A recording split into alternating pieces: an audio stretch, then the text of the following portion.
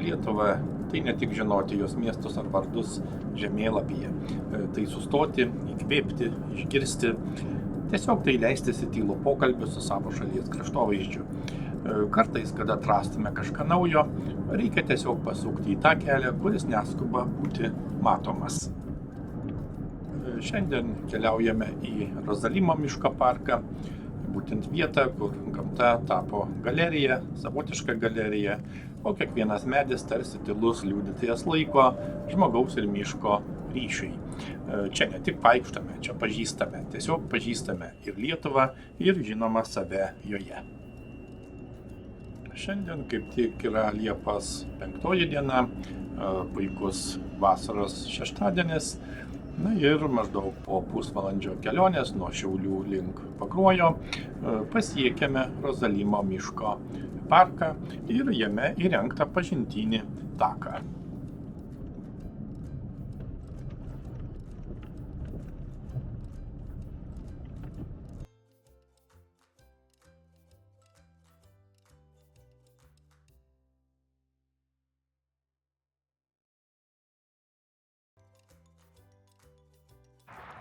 Tad nieko nelaukę, pradedame kelionę taku, kuris veda ne tik per Rozalimo miško parką, bet ir per istoriją, gamtos ramybę, na ir žinoma žmogaus kūrybos ženklus.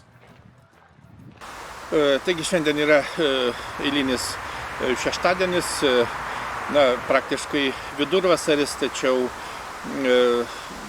diena nėra nei labai šilta, nei labai šalta, apie 18 laipsnių šilumos. Na ir mes šiandien lankomės Rozalimo miško parke ir čia yra įrengtas gana įdomus pažintinis takas.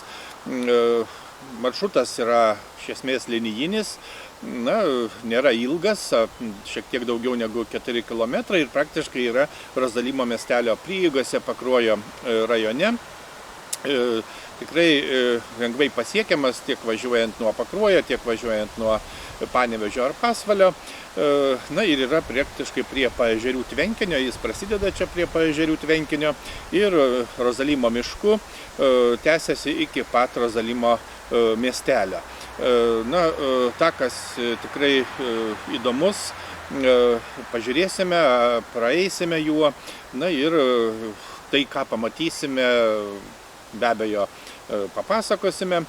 Tikimės, kad bus įdomu, naudinga, kaip visada, susipažinti ne tik su Lietuvos augmenija, gyvūnija, kraštovaizdžiu, bet ir pamatyti turbūt kai ką ir daugiau. Taip kad tikimės smagios, puikios, turiningos pažintinės kelionės šiandien.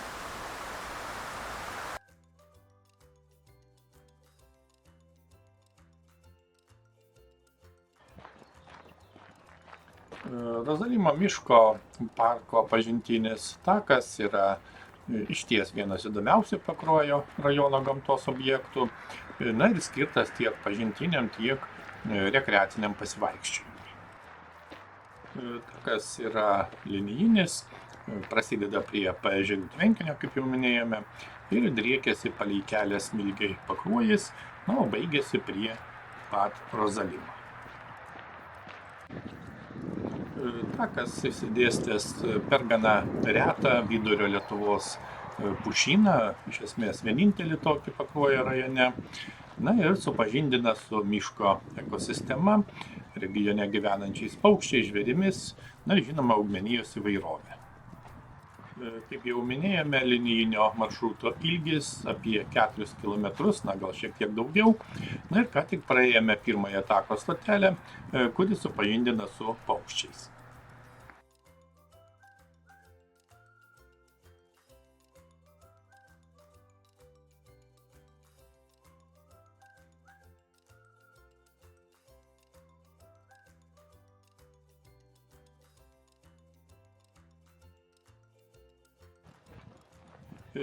Tokios vietos kaip tvenkiniai, upeliai, pelkės yra gana tipiškos upinio bebro buveinės. Bebrai būtent renkasi gyventi prie lėtai tekančių arba stovinčių vandens telkinių, kur gali statyti užtvankas ir įsirengti būstus. Vieną iš tokių stotelių kaip tik čia ir matome.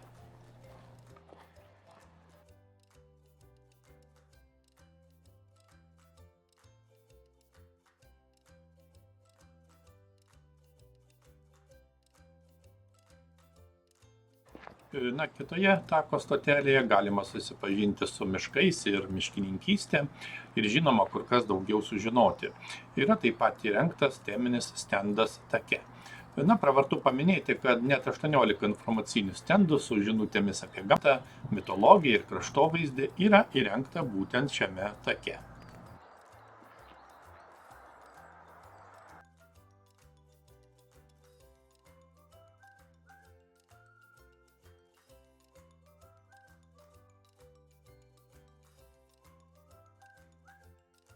Na, dar viena teminė stotelė taip pat supažindina su pelkėmis ir pelkiniais augalais bei gyvūnais.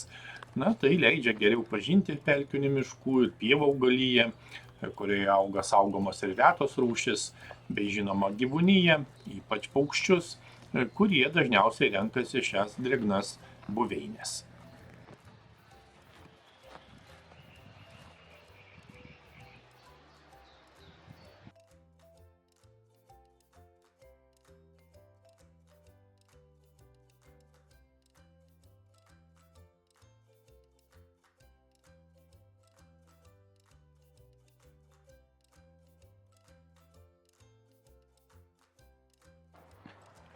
Atskiras stendas, kaip matome, taip pat skirtas plėšriesiems paukščiams.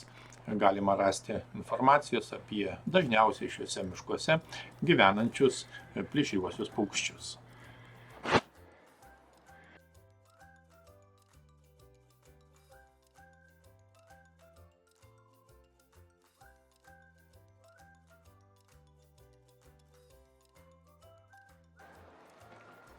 Beje, reikia taip pat pasakyti, kad maršrutas paženklintas ant medžių nupieštais geltonais apskritimais su žaliu medžiu viduryje. Na, o tako pradžioje ir pabaigoje yra įrengtos poilsiavietės. Na ir einant taku galima rasti tikrai nemažai suoliukų ir, jeigu būtina, taip pat pailsėti. Maršrutas veda sutankinto grunto ir natūraliai pramintais takais. Na, o šlapiose vietose yra įrengti medinių lentelių takai ir tilteliai ten, kur reikia. Na, take taip pat nėra nei stačių įkalnių ar laiptų, todėl tikrai takas patogus keliauti. Na ir taip pat dar kartą norime pasakyti, kad Rozalimo pušynas, taip teigia Pakruojo miškų urėdijos miškininkai, yra išties retenybė Vidurio Lietuvoje. Na ir tai tikrai vienintelis pušynas Pakruojo rajone.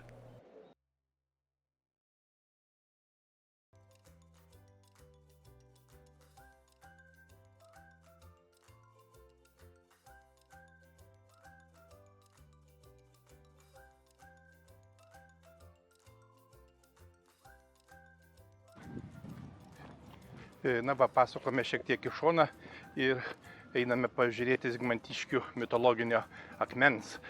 Šis mitologinis akmuo kitaip vadinamas Marijos pėda. Na ir pažiūrėsime, kaip jis atrodo. Šis akmuo nuo senų laikų laikomas šventu ir apipintas įvairiomis legendomis. Na, kaip minėjome, vietiniai gyventojai jį vadina Marijos pėda, nes ant akmens matome yra įspaudimas, priminantis pėdos atspaudą. Pagal vietos tradicijas prie akmens nuo atmenamų laikų meldžiamasi prašant sveikatos ir kitų malonių. Žmonės net nešdavo savo intencijas keliu nuo Rozalimo miestelio Švenčiausios mergelės Marijos vardo bažnyčios būtent iki šio akmens. Na, šis akmuo su Marijos pėda išties tai mitologinis ir kultūrinis simbolis Rozalimo miško parke. Na ir jo lankymas pažintiniu taku suteikia galimybę susipažinti su vietos legendomis, istorija ir gamta. Na ir tai valstybės saugomas objektas.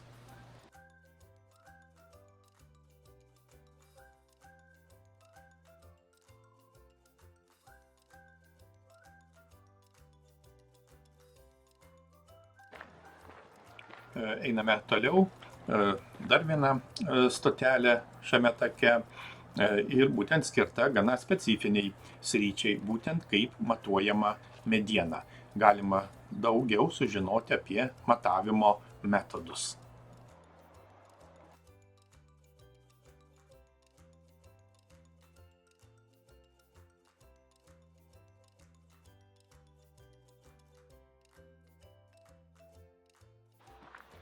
Taip pat matome, kad take yra įrengtas informacinis stendas skirtas mažalapiai liepai, vietiniai ir itin svarbiai medžių rūšiai, kuri auga šiame parke. Stendas supažindina taip pat su mažalapės liepos biologinėmis ypatybėmis, ekologinė reikšmė ir vaidmeniu miško ekosistemoje.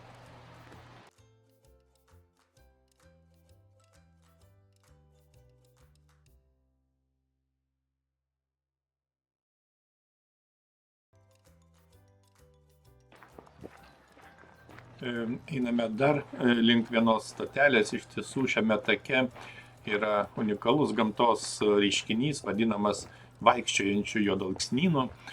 Taip elkėtas miško plotas, kuriame juodalksniai palaipsniui plečiasi ir keičia savo buveinę.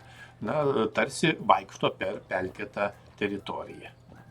Kitaip sakant, vaikščiojimas reiškia, kad medynas palaipsniui plečiasi į naujas teritorijas, o senosios dalys gali nykti, taip keisdamos, žinoma, kraštovaizdį ir visą ekosistemą.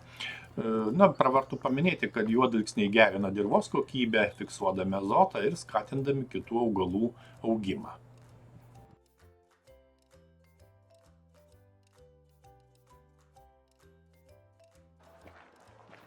Įdomus dalykas taip pat, kad take yra netgi meilės vadinama alėja. Ši alėja įrengta kaip poilsio erdvė, kur lankytojai taip pat gali sustoti, atsipalaiduoti, pasimėgauti gamtos ramybę ir žinoma grožėtis aplinka. Netoli šios alėjos yra ir kitos parko infrastruktūros dalis, tokios pavyzdžiui kaip medžio skulptūros, poilsio vietos, yra supynės, taip pat žinoma vasaros estrada. Visa tai papildo parko rekreacinę vertę.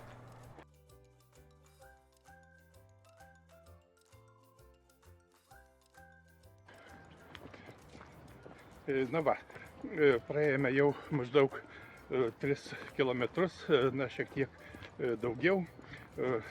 Tikrai įdomu ir naudinga pasivaikščioti.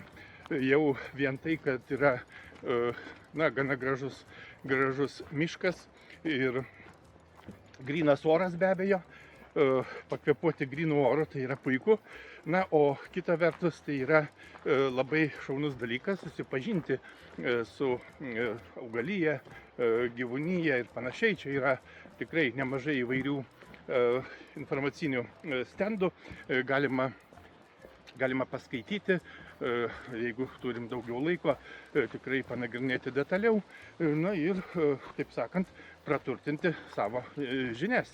Tai tikrai neabejotinai geras dalykas. Ir toliau mes dar pažiūrėsime paskutinę dalį pažintinio tako, kuris jau yra praktiškai ties pačiu Rozalimo miesteliu.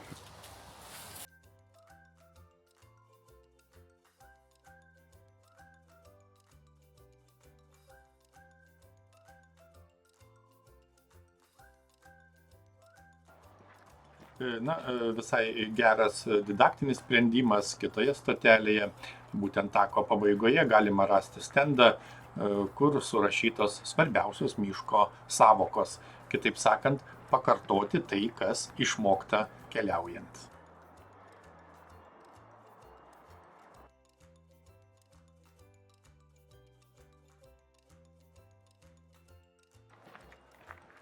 Ir parke taip pat, kaip matome, yra įrengta vasaros estrada. Tai yra erdvi ir patogi renginių bei kultūrinių veiklų vieta, skirta tiek vietos bendruomeniai, tiek parko lankytojų poreikiams. Ir tai yra pažintinio tako pabaigoje, būtent netoli Rozalimo miestelio. Ir žinoma, naudojama įvairiems renginiams, koncertams, edukacinėms programams, žinoma, įvairiems susibūrimams gamtoje. Galima taip pat paminėti, kad miško parke būtent poilsiui ir pramogoms iš visų 290 hektarų miško yra skirti 55 hektarai.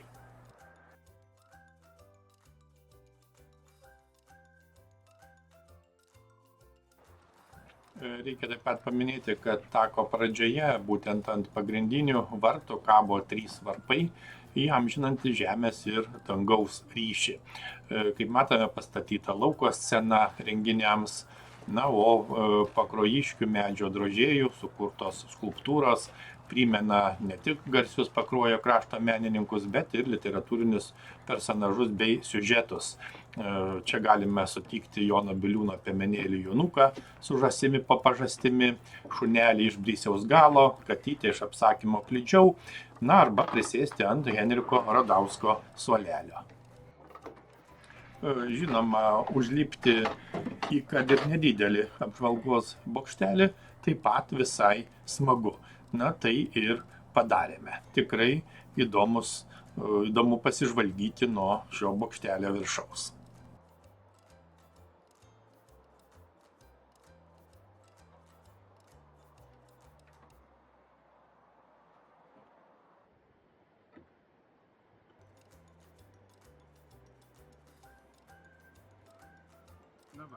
Visai puikus parkas, iš tiesų, ir yra šiokių tokių pramogų, galima pasisukti, pasėdėti, ir išties pabūti puikioje, gražioje aplinkoje.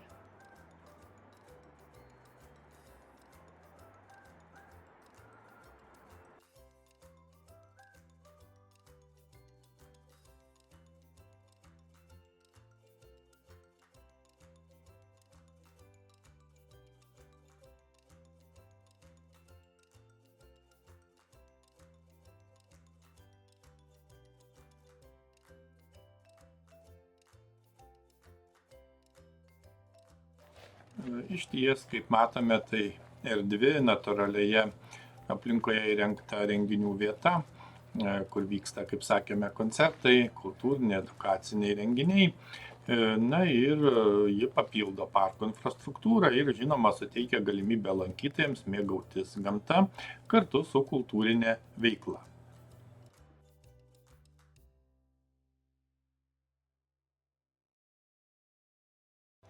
Matome, yra dar viena medinė skulptūra skirta Gabrielės Petkevičaitės bitės atminimui.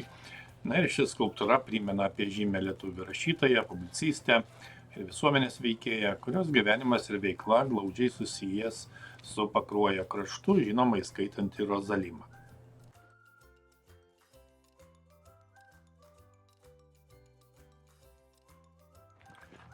Ir praktiškai pažintinio tako pabaigoje yra įrengta dar viena skulptūra, skirta Julijai Beniševičiūtei Žemaitei, būtent žymiai lietuvių rašytojai, kuri atskirais gyvenimo tarpsniais gyveno ir kūrė Rozalimo valsčiuje. Ši skulptūra simbolizuoja Žemaitės ryšį su šiuo kraštu. Taigi pasivaikščiojimas šiuo taku išties kur kas daugiau nei tiesiog paprastas žygis gamtoje. Tai kelionė į tylų Lietuvos kampelį, kuriame gamta kalba švelniai, bet giliai. Kur kiekvienas medis turi savo istoriją, o legendos slypi ne muziejuje, o po tavo kojomis.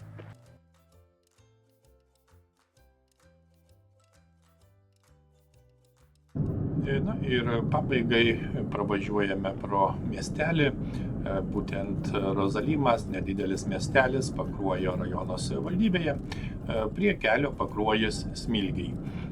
Tai yra seniūnijos ir seniūnaitijos centras, urbanistikos paminklas su išties unikalia medinė architektūra ir netaisyklingos formos aikšte. Pietrytinio Rozalimo pakraščio teka Daugyvenės upė, šiaurinėme pakraštyje yra gražus pušynas, taip pat stūkso 2 akmenys su vadinamoju dubeniu, būtent bažnyčios šventoriuje, archeologijos paminklai, ir mitologinis akmuo su Marijos pėda, apie kurį jau minėjome. Taip pat yra saugomas Rozalimo ąžuolas. O apylinkėse įrengtas Rozalimo pažintinis miško parko takas, kuriuo ką tik praėjome. Manoma, kad gyvenvietė išaugo greta Padubysio dvaro, minimo 17 amžiuje. O pats Rozalimas raštuose pirmą kartą paminėtas 1767 metais Klovainių bažnyčios metrikų knygoje.